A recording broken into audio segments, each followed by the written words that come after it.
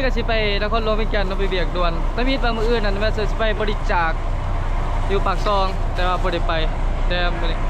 ขอให้น้องเพิ่นไปบริจาคเองเนาะว่ามื้อนี้ไปเบียกด่วนดีๆว่าทีมงานยังเขาเจ้าก็อยากให้ขึ้นไปแต่รถนั่นแหละแต่ว่าเพิ่นบอกว่าให้พอขึ้นมาในนี้มื้ออื่นมันเกินน้องสาวอีกโอเคก็ขึ้นไปตอนนี้ก็อยู่ปากเซ่แหละเรากำลังจะขี่ขึ้นไปนครหลวงเป็นรถจิตประสงค์เนาะอันนี้อยู่ชั้น2ถึงนี่อยู่ปากเซ่ว่าท่านจะไปใช้เป็นรถคิวนี้มาเจอกันเนาะอยู่นครหลวงเพราะว่าจะมีเซอร์ไพรส์ให้ทุกคนได้เห็นเนาะรถแรกแจกแถมมูลค่าประมาณ100 ล้านเติบเนาะจะเจอกันพี่น้องนี่ก็เนี่ยไปขึ้นรถทุกคนก่อนหน้าจะขึ้นรถเนี่ยก็ต้องกดเกือบก่อนนะเขามีธงให้เขาเจ้ามีธงใส่เกือบให้นั่นแหละ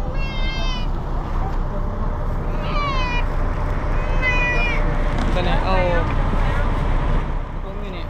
เนาะเขามีธงใส่เกือบให้ก่อนหน้าจะเกิดเนาะเพราะเขาให้กรุณาปลดเกือบเนาะปลดเกือบตัวเองขึ้น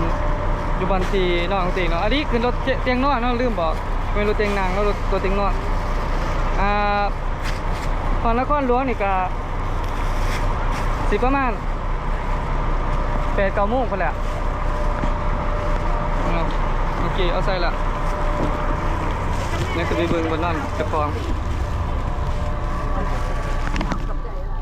บนนั่นคือบนนี้ก็ไปขึ้นมากกว่าหนานี่แล้วกูจะซื้อของกินมานำกินห้องทอดยันหิวซื้อก็ต้องมากินห้องทองไว้ขนมยันหิวเพราะมันนี่ได้กินข้าวแค่คาบเดียวยันว่าตอนเด็กๆมันสิหิวเนาะแล้วขอสิอนุญาตอยู่ในบ้านนอนมาพักผ่อนก่อนทุกคนเดี๋ยวเจอกัน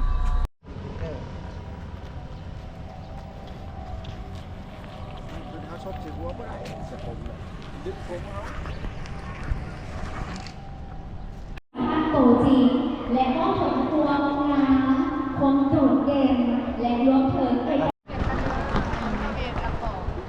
ทานอุดาวันไทยเขา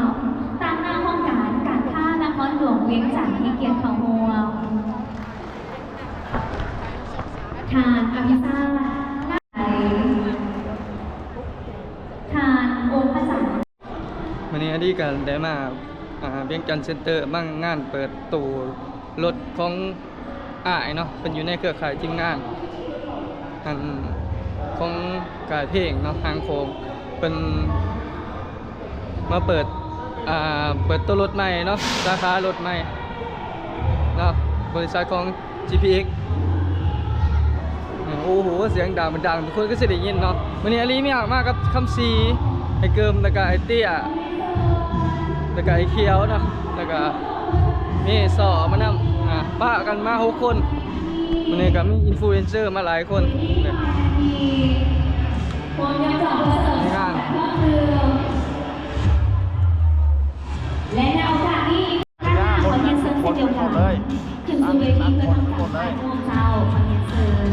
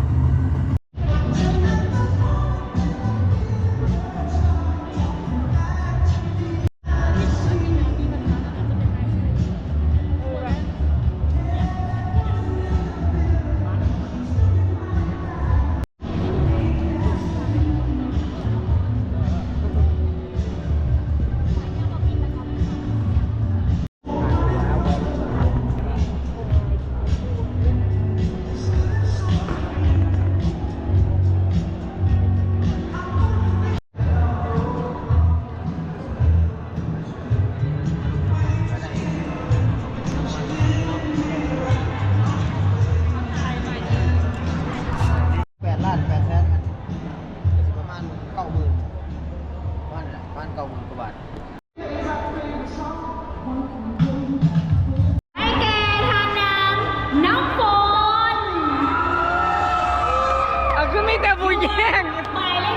ยิ่งกว่า 473 75 GPX แม่นบอกแม่นแล้วบอกแม่นแล้วขอเสียงปรบมือให้คนนี้โอ้ยจะเป็นลมเพื่อนถึงโมงถึงยามมาวันนี้ขอเชิญทางเวทีเลย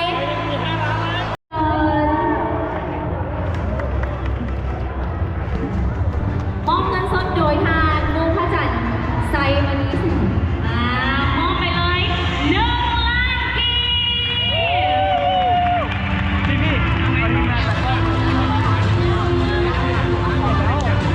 บ ก็มากีบ มาการให้เกียรติในการจับรางวัลโดยทางอภิชาติหน้าเนาวัทีมผู้จัดการฝ่ายการค้าระหว่างประเทศจากทางบริษัท GP Motor ประเทศไทย ตอนนี้ยังว่ากันขารุ่นรุ่นรางวัล เสื้อเลย รางวัลที่ตัวไหนนะก่อน มูลค่า2 ล้าน ที่ กีบ สอง ไทยของมันรุ่นน้ำกัน ที่สอง ถ้าหากว่าพร้อมแล้วกู้นำอนุญาตให้สัญญาณ ซื้อจะได้ซื้อผู้หญิง 3 2 1จับขึ้นมาเลยและตอนนี้อยู่ในมือของข้าพเจ้าแล้ว ผู้โชคดีที่ได้รับรางวัลเงินสดมูลค่า2 ล้านกีบได้แก่ อาลี สุภาพบุรุษ พี่ สุ รุ่น ภาพบุรุษเข้ามาแล้วเปรียบเสมือนว่าคือดังสิบประมาณว่าผู้โตว่าสิเป็นผู้โชคดีให้มาชื่อเต็มนามสกุลเต็มเลย ทางการจับตรงเพื่อนก็ไม่แล้วขอแสดงความยินดีกับทางพิชิตไซส์ผู้เลืองหงส์ สละสิน ยูโมพิชิตไซส์ผู้เลืองหงส์นับครั้งที่เสียงดังฟังสัตว์ยูโมพอเมนมอนยังมานับครั้งที่2เงินสดมูลค่า2 ล้านกีบนับครั้งที่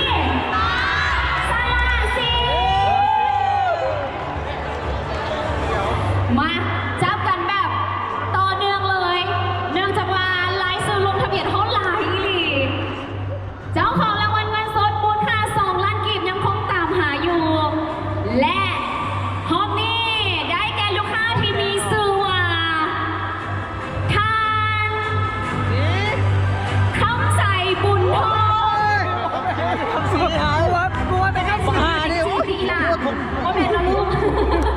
กลัวแต่ครับ ไอ้บุญ สี ทองอยู่บ่อยู่บ่ โอ้ยโอ้ย นับดังๆพร้อมๆกันคำใส่บุญทองครั้งที่ 2 คำใส่บุญทองครั้งที่ และคำใส่บุญทองครั้งที่ 3 สละสิทธิ์ขนาด2 ล้านยังคึกคืนขนาดนี้5 ล้านที่เสียงดังขนาดใด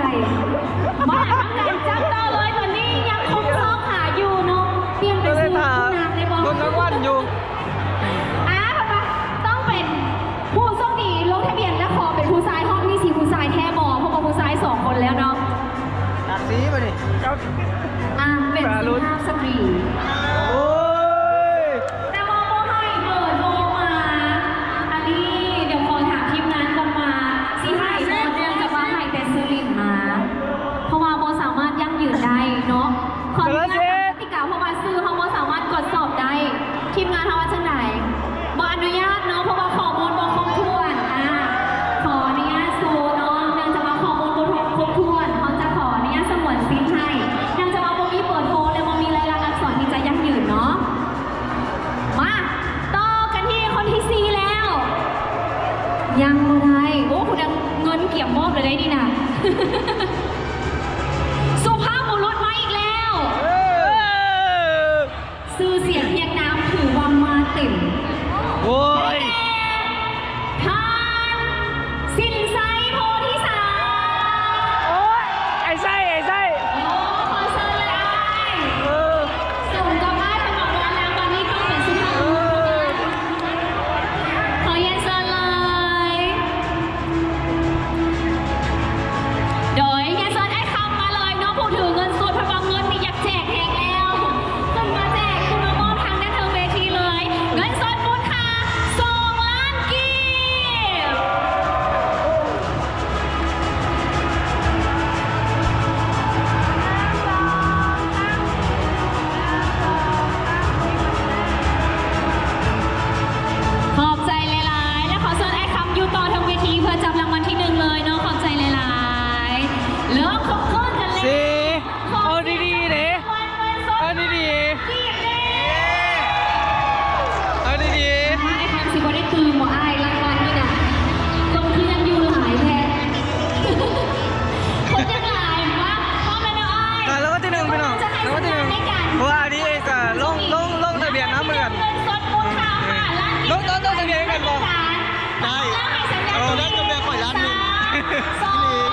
จ้าหัวแม่ลุ้นน้ำกันคนโดนขึ้นมาทางนั้นไทยสีย่าเราคนโดนได้มาแล้ว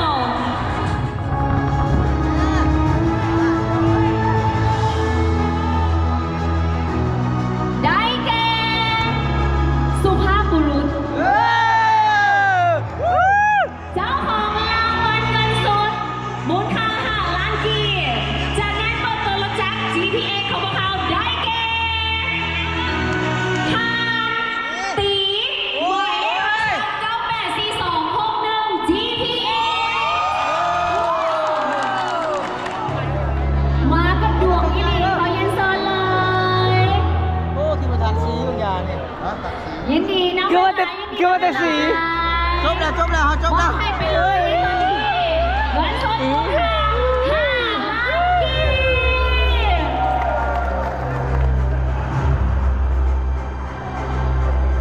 ขอบใจเลยนะ กินแกบ เสียงตบมือดังๆอีกครั้งหนึ่งแน่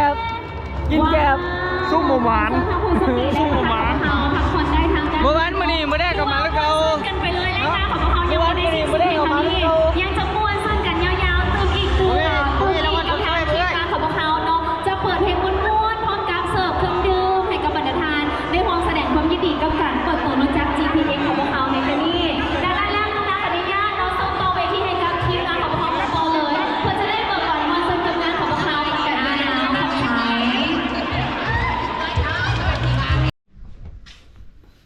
อันนี้ก็มาเหาะแล้วทุกคนเอ้ย